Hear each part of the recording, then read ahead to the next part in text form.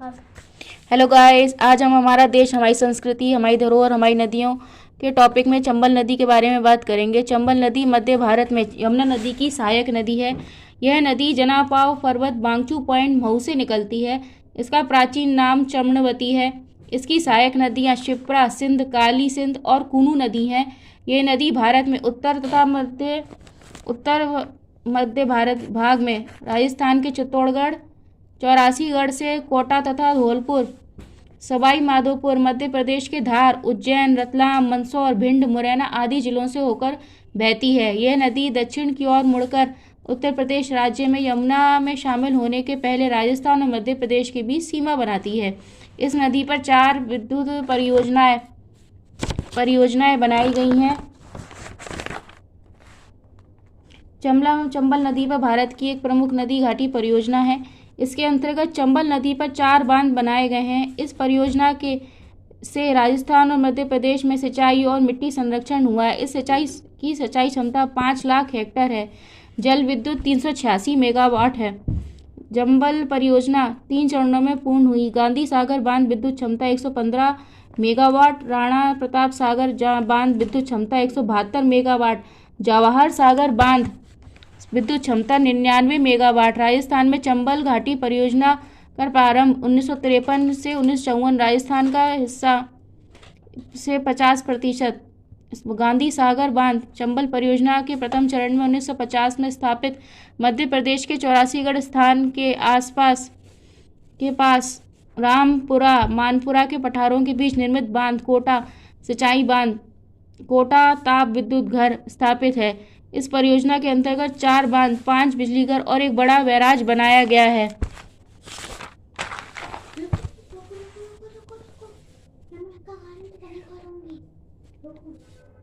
प्रसिद्ध चोलिया जलप्रपात चंबल नदी रावत भाटा जिले में है। चोलिया जलप्रपात की ऊंचाई 18 मीटर है और यह राजस्थान का सबसे ऊंचा जलप्रपात है। इस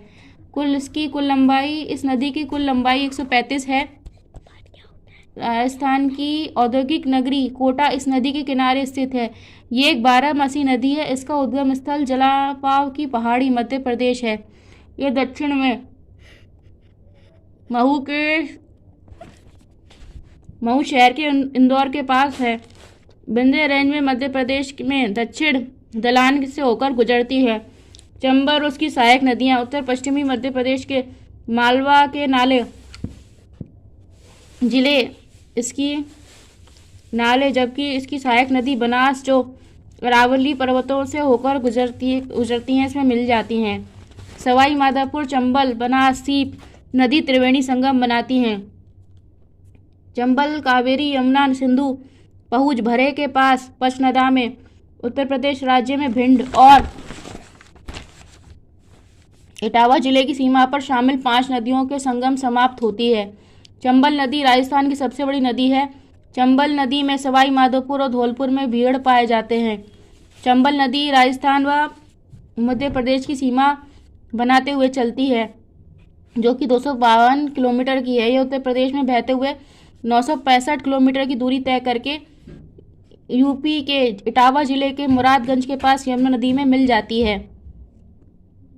चंबल नदी का कुल आबोहवा क्षेत्र 19,500 वर्ग किलोमीटर है।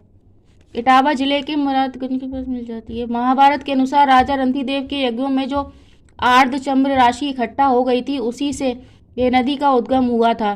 कालिदास ने भी मेघदूत पूर्व में 47 में चर्मवती नदी की रंतिदेव की कीर्ति का मूर्त स्वरूप कहा गया है। इन उल्लेखों से ये जान पड़ता है कि रंतिदेव ने चम्रवती के तट पर अनेक यज्ञ किए थे।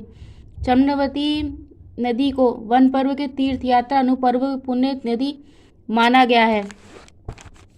लोक कथाओं के अनुसार कौरवों और पांडवों के बीच कुख्यात पासों का खेल जब भी चंबल नदी के तट पर खेला जाता था। क्रोधित द्रौपदी जब खेल में दांव पर लगी और हार गई, अपने अपमान के मूक साक्षी होने के कारण उसने चंबल नदी को श्रापित कर दिया। उसी दिन से जो भी चंबल का पानी पीता है, उसके मन में प्रतिशोध की कभी न बुझने वाली आग भर जाती है। हालांकि इन कहानियों की सत्यता का पता लगाना असंभव है। द्रौपदी के श्राप की कथा समय के साथ बढ़ती चली गई, यहाँ तक कि चंबल बेहड़ और हर रंग और स्वभाव से बागियों और न्याय के लिए उनकी खोज के साथ असंबद्ध रूप से जुड़ गई।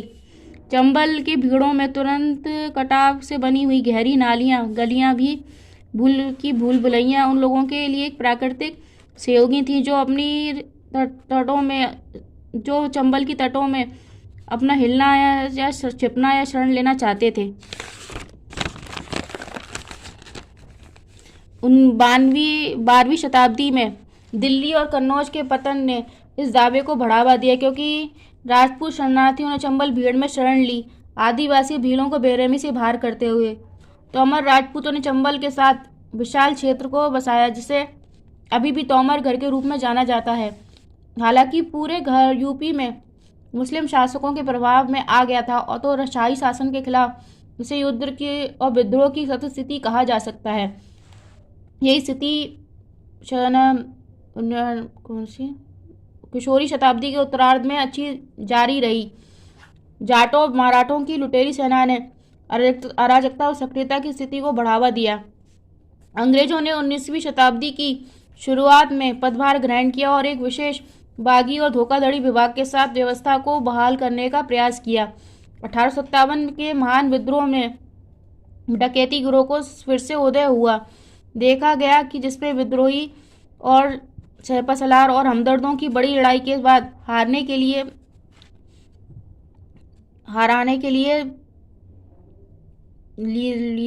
देखा गया।